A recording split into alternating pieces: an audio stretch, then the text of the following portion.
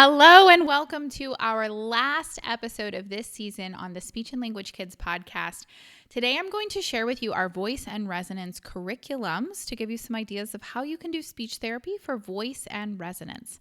So this episode or this season of our Speech and Language Kids podcast, I have dropped 6 episodes all at once that are all about the different areas of communication that our curriculums cover.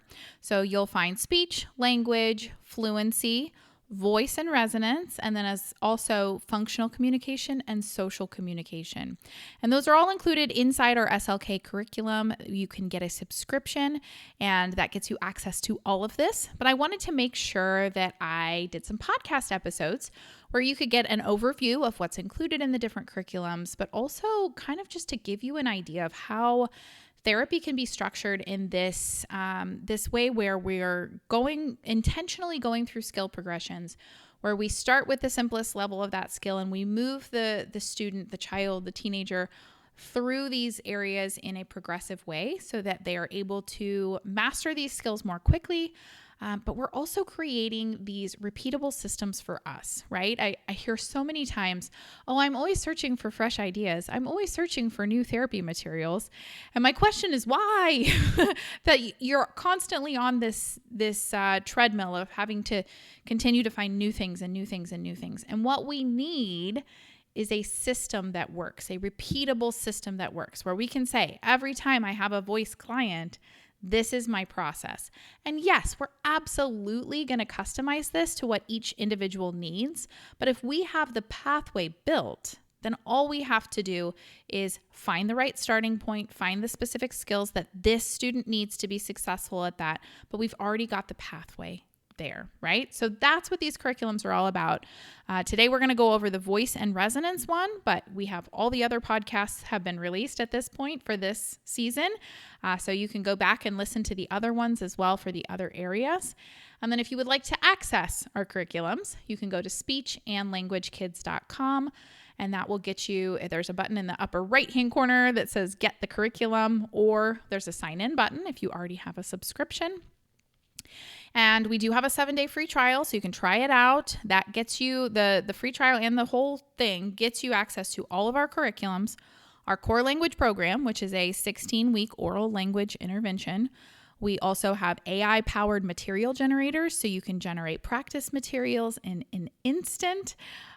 We have courses, we have our discussion board, we have all kinds of great stuff. So I wanted to get this out there. I wanted to show you guys what we have and also to help you understand this idea of having a pathway, having a curriculum where this is the way we address these challenges and here's how we customize it to each child. So without further ado, let's talk about the voice and resonance curriculums. This is one of our shorter areas, so maybe this podcast won't be quite as long, but these are our comprehensive plans for improving vocal quality and resonance. Okay, so let's start with who it's for. These curriculums are for children and teens whose voice quality sounds different than others. So maybe they're hoarse, they're raspy, their voice is breathy or gravelly or strained. There's so many different words that we can use to describe it, but in some way, the vocal quality is different. It could also be that they have differences in volume, rate, or pitch. We call that prosody. That's that whole area. We also have curriculum for those whose voices are too nasal, meaning that there's too much air going through the nose, or maybe they sound like they have a stuffy nose. There's not enough air going through the nose. So that's the resonance piece. We have a program these programs are helpful for kids who are frequently losing their voice. That can be an indicator of voice problems. And then those who have been diagnosed with some sort of a structural difference. So maybe they have vocal nodules or a cleft lip or palate, or even motor disorders like apraxia and dysarthria. All of those can affect these areas. So that's kind of who we're looking at here.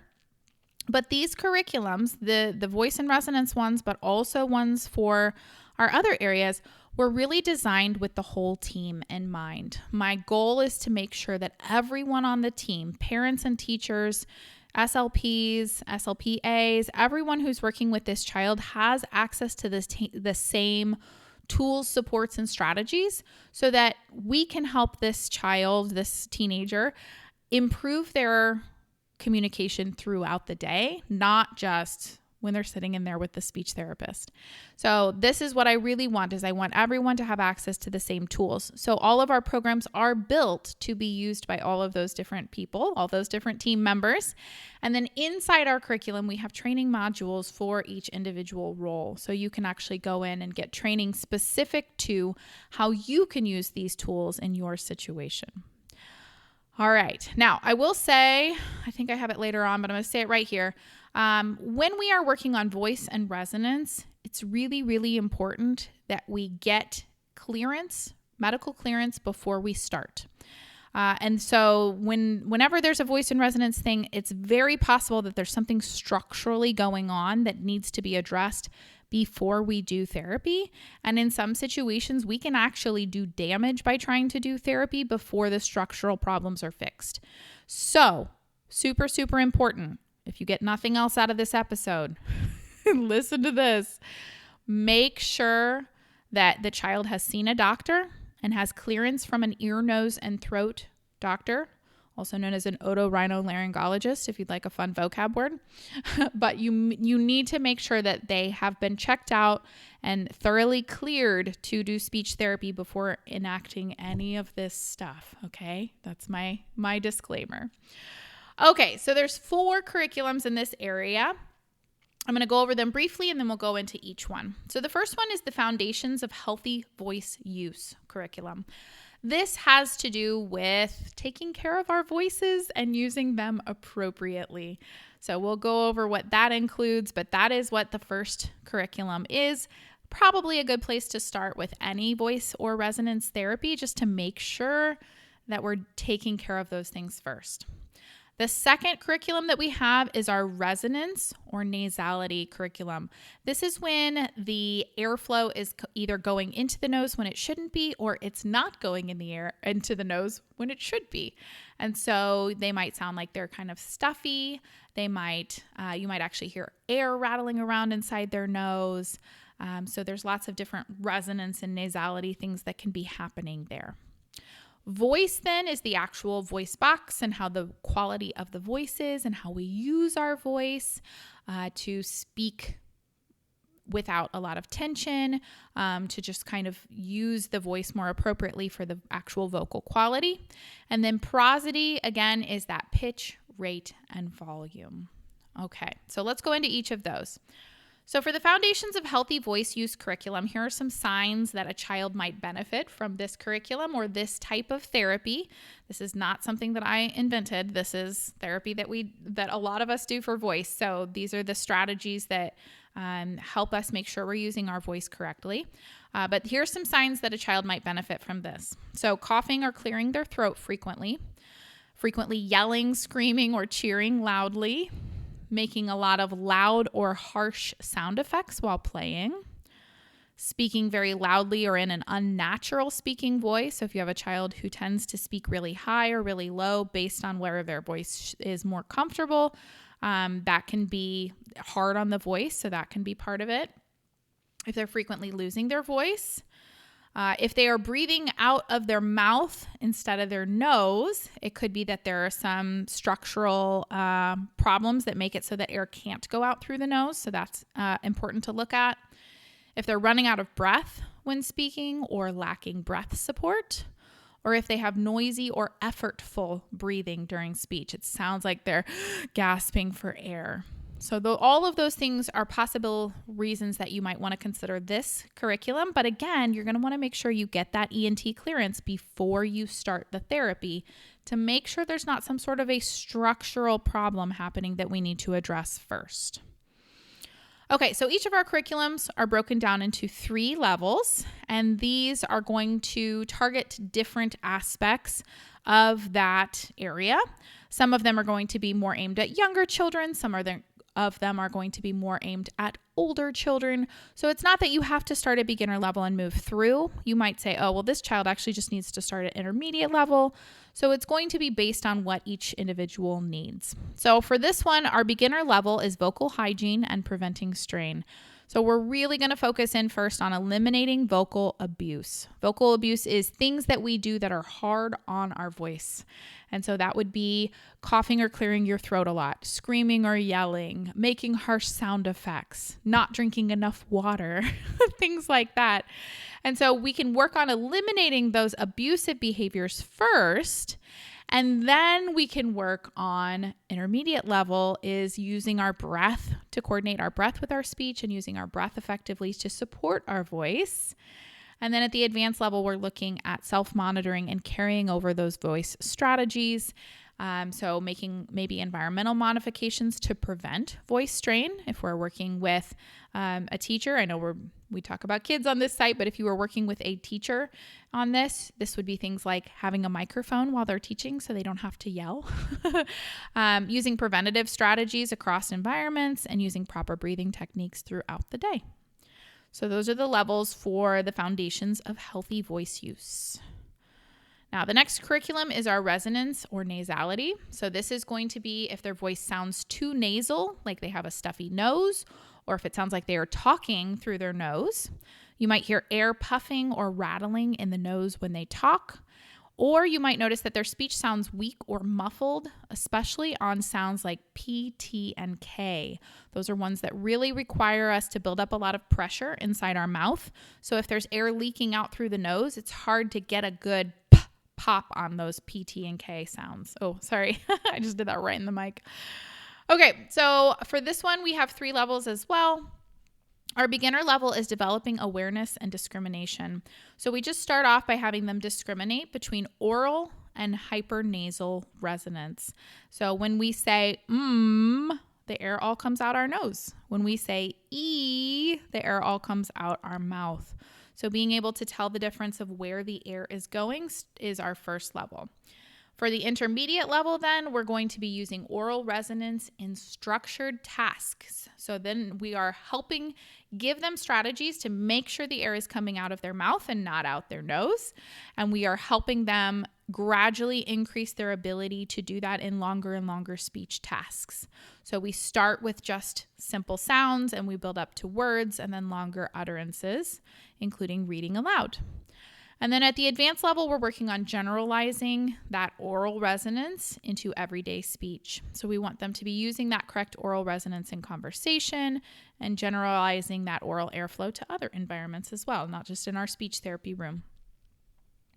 And then that's the resonance one. Okay.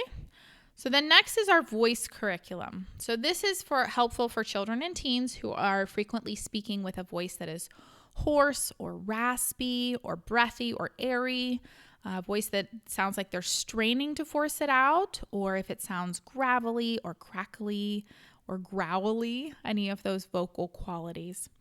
So for this, again, make sure you get that ENT clearance, but then you can start working on teaching. The beginning level is reducing vocal strain and tension. So we're going to work on teaching them how the voice works, and we're going to teach some relaxation techniques to help ease that tension.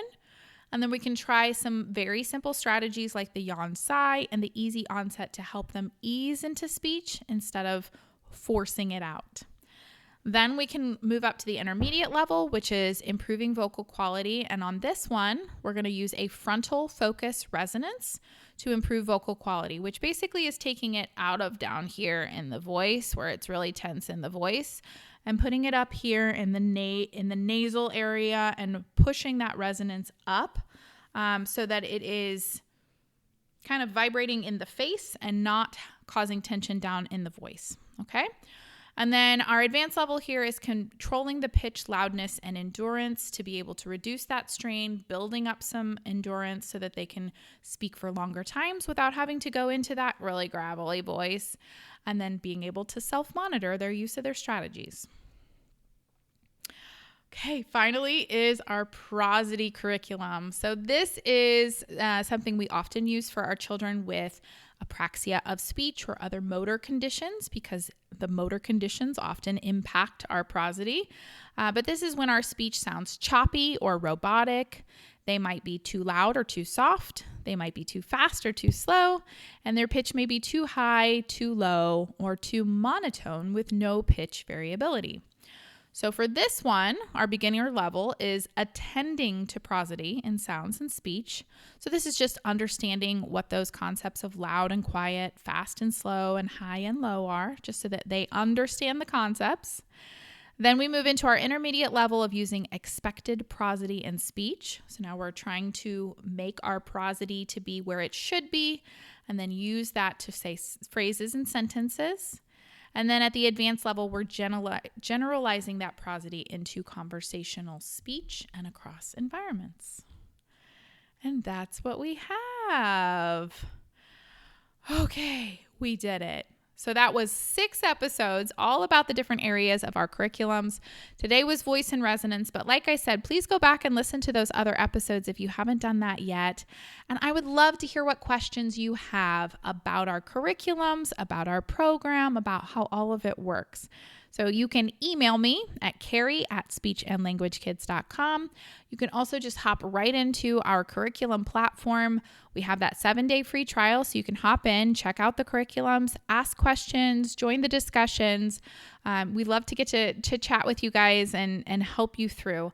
I know there's so much in our platform, and I know that can be overwhelming. So if you are feeling overwhelming, not sure where to start, not sure how to get going, just let me know, because that is what I thrive on. I mostly spend my time here in this room behind this computer, and I don't ever get to see you guys. So if you're able to reach out to me and ask for help, I would love to help you figure out where to start and what tools would be most helpful for you on your journey. So thank you all so much for listening to these 6 episodes.